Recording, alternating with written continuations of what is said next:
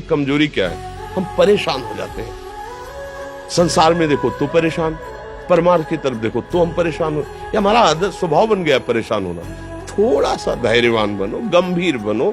कोई भारी से भारी विपत्ति में परेशानी स्वीकार करके विपत्ति से थोड़ी निकला जाता। सुलझो, ठीक है विपत्ति आई, समस्या आई, इसका समाधान होगा। ऐसा थोड़ी कि हमें नष्ट कर देगी। अगर अभी हमारी बड़ी हानि हो जाती है, हम कल इससे बड़ा लाभ प्राप्त कर सकते हैं। हमको एकदम बिल्कुल गंभीर रहना है, इतने कमजोर नहीं बन जाना। अब वो गए तो क्या होगा, अब वो वस्तु गई तो क्या, पद गया तो क्या होगा।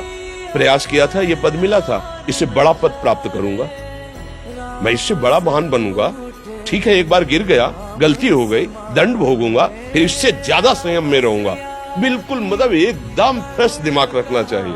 और अपने लोग क्या है, जरा सी बात में एकदम पछड़ा कर लेते हैं, एकदम कमजोर हो जाते हैं। ये बिल्कुल ठीक नहीं है। हम जीवन भर की यात्रा की बात कह रहे हैं, भारी से भारी कष्ट में भी मुस्कुराना, तो हमें बल मिला है, हमें भगवान की कृपा का दर्शन हुआ है, हमें उनका दुलार दिखाई दिया है। अगर ऐसे तो भाग जाते फिर परमार्थ में थोड़ी चलना होता। आज जो आप सुन करके लाभ लेने की चेष्टा कर रहे हो ना, ये केवल प्रवचन नहीं है, ये जीवन है। अगर ये जिए ना होते ना तो ये इसका प्रभाव नहीं पड़ता, फिर वाणी का प्रभाव नहीं पड़ता। हम इसीलिए कहते हैं, जैसे आप लोग एकदम परेशान हो जाते हैं तो बोलो क्या हमसे ज्यादा परेशानी होगी। दोनों किडनी खराब, दवाई लाने के लिए पैसे नहीं, पानी रखा है हम उठ के पी नहीं सकते, भीषण शरीर में कष्ट, भीषण बुखार, क्योंकि किडनी फेल, जरा में बुखार, खाने को क्या, रोटी मांग के लाओ। अगर वहां सब्जी मिलती तो लाल मिर्च ऐसी पड़ के मिलती थी कि वो पा नहीं सकते थे। आप सोचो, पानी लाना है तो मुझे लाना है, पीना है तो मुझे पीना है। अगर मैं हारता तो कहां पहुंच जाता, क्या स्थिति होती। नहीं, मरना है पर कदम पीछे। कोई दिन ऐसा नहीं जिस दिन सेवा ना की हो, जिस दिन सेवा ना गए हो। गुरु जी की सेवा में जाना है, पहले अपने को स्वस्थ साबित करना है, नहीं वो सेवा नहीं लेंगे। तुम बीमार हो, तुम कष्ट में हो, उनकी दृष्टि परेशान कर, सेवा की, आके लेट गए। फिर हिम्मत की, अपनी श्री जी की सेवा की, मधुकरी नहीं है, 3-4 दिन भोजन नहीं गए, पर सेवा नहीं छोड़ा, दिनचर्या नहीं छोड़ी। और उसका प्रधान कारण संयम, ब्रह्मचर्य, भगवदाश्रय, नाम जप, कभी हारने नहीं दिया। अभी भी थोड़ी देर बाद डायलिसिस होगा, हारने, आपको हारे हुए नजर आ रहे हैं। शरीर में पीड़ा है, किडनी फेल, ऐसा थोड़ा स्वस्थ बैठे हैं, पीड़ा है, बार बार प्यास लगती है, थोड़ा थोड़ा पानी मिलता है, हर, लेकिन हम आनंदित हैं, हम प्रसन्न हैं। हम लड़ाई में हारे नहीं, ना हारेंगे, हम जीत चुके हैं। हम अपने मालिक के भरोसे में अपना सब बात, तो वो ये हम अपनी बड़ाई नहीं बता रहे, हम आपको बता रहे समस्या।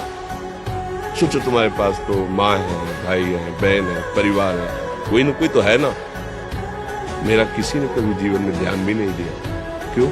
बचपन से बाबा जी बन गए, किसी से प्यार नहीं, किसी से संबंध नहीं, कोई जानकारी नहीं, हम कहाँ हैं वो कहाँ है, किसी से कोई मतलब नहीं। जवान साधु कौन श्रद्धा करे।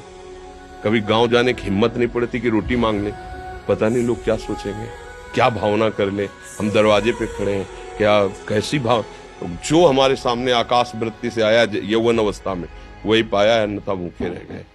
जब हम हर समय अपने को विवेक के द्वारा सावधान रखे तो हम कभी निराश नहीं हुए, कभी उदास नहीं हुए, कभी ऐसा नहीं लगा कि यार हम दुखी, कभी नहीं लगा।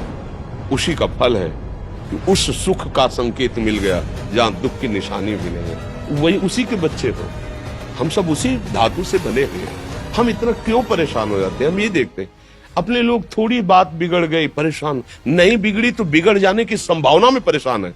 आज सुख है लेकिन कल सुख छिन जाएगा तो हम आज के सुख में सुखी ना होकर कल के दुख की आने की संभावना में हम भयभीत हो। मतलब क्या हमारी सोच रह गई। हमको इतना बलवान बनना है कि सुख और दुख दोनों हमको छू न सके। भारी से भारी सुख की व्यवस्था है तो अहंकार नहीं, हर्षित होकर किसी का अपमान न करे कि हम धनी, हम पदाधिकारी, अमुक। भारी से भारी दुख आया तो हमें किसी के सहयोग की जरूरत नहीं, हम फिर अपने कदम बढ़ाएंगे, हम फिर जुड़ी हुई अपनी भावनाओं को सजाएंगे। मस्त जीवन एकदम। तुम अविनाशी के बच्चे हो। शेर का बच्चा भेड़ों के बीच में फंसकर म्यों म्यों बोल रहा है, बस अगर दहाड़ना सीख जाए तो कोई भी उसे परास्त नहीं कर सकता। ऐसे भगवद अंश, तू प्रपंच में फंसकर अपने को इतना दीन क्यों देख रहा है? तू ऐसा है, कि भगवान के दिव्यास्त्र में भी ताकत नहीं तेरे को मार सके। तू अविनाशी का अविनाशी बच्चा है। विनाशी भोगों को, विनाशी शरीर को मैं मान के इतना भयभीत, इतना दुख ठीक नहीं। ये सबके लिए, केवल एक के लिए नहीं। आप समझो, आप लोग सोचते हैं हम गृहस्थ होकर भला ऐसी स्थिति कैसे। जनक जी सुखदेव जी के गुरु हैं और राजा हैं, महल है, रानियां हैं, नौकर है, चाकर। क्या सुखदेव जी जिनके शरीर में लंगोटी भी नहीं है, दिगंबर, परमहंस, परमहंस के गुरु है जनक जी जो राजा हैं। समझो आप ऐसा ना सोचे कि हम नौकरी कर रहे हैं, हम संसार में, हम गृहस्थ हैं, हम अध्यात्म की ऊंचाई पर नहीं चढ़ सकते। नहीं, आप एक सरकारी नौकरी या आप किसानी या व्यापार करते हुए आप एक अध्यात्म की ऊंचाई में चढ़ सकते हैं। और अध्यात्म ही है जो तुम्हें इस माया के दुख सुख से ऊपर उठा सकता है। दूसरा, चाहे जितनी संपत्ति आ जाए, आप सुखी नहीं हो सकते। सब देख लो, आंख खोल के देख लो। अध्यात्म ही है जो तुम्हें हर कष्ट सहकर मुस्कुराकर जीने का रास्ता बता देगा कि आप आनंदित हो जाओगे। कुछ नहीं बिगड़ा। अध्यात्म है तो कुछ नहीं बिगड़ा, अध्यात्म नहीं है तो कुछ नहीं बना, कुछ हाथ नहीं